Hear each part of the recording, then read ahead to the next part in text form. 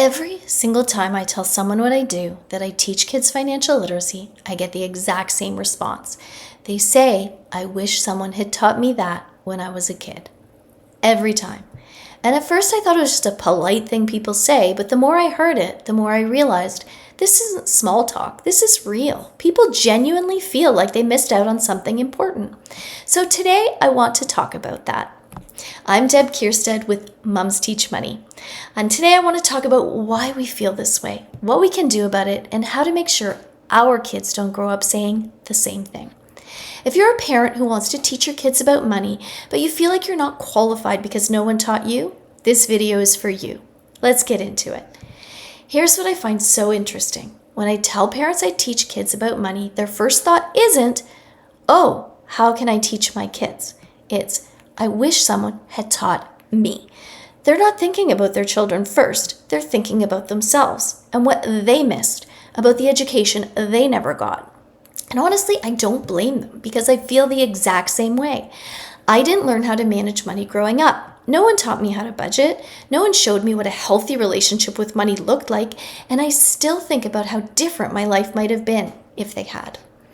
Here's the truth. I don't have a time machine. I can't go back and give myself the financial education I never got. All I can do is move forward and try to change the future. That's exactly why I spent the last 10 years developing my Live Skills Money Academy. I wanted to create the program I wish I had as a kid, something that teaches real money skills, budgeting, saving, smart spending in a way that actually sticks.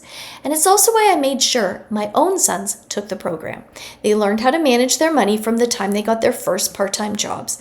I wanted to know with certainty that I had done everything I could to set them up for success, because the financial world they're entering is very different from the one I grew up in. Let me put this in perspective. When I was leaving home, an apartment was maybe $400 to $500 a month. Today, in my town, that same apartment is $2,500 a month. Even adjusting for inflation, that's a massive leap, and salaries haven't kept pace. Renting on minimum wage isn't always doable anymore. The margin for error is thinner, the stakes are higher, which means the skills we teach our kids now matter more than ever. Here's something I want you to know. I'm still learning too. I didn't stop when I started teaching financial literacy. I'm constantly reading, listening to podcasts, watching videos, because I want to have the healthiest money mindset I possibly can. I can't bring back the opportunities that I missed, but I can create new options I never would have imagined before I started learning. Recently, I read a book called Make Money Easy by Lewis Howes. It was eye-opening. It helped me realize that even though I've come a long way in my relationship with money, I still have further to go. Right now, I'm reading Money, a Love Story by Kate Northrup. I've only just started, but I'll be sharing insights from it as I go. If you're a parent who struggles with your finances, or even just your mindset around money, I highly recommend picking up one of these books. They've genuinely helped me.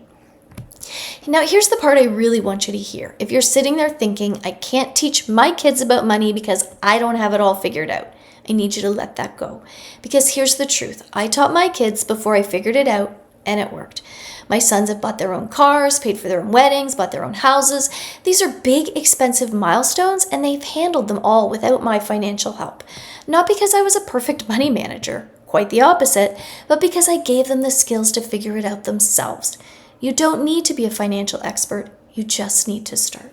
So here's what I want to offer you. If you're reading Money, a Love Story or you want to start, let me know in the comments. I'm thinking about setting up some Zoom book club calls where we can talk through what we're learning together.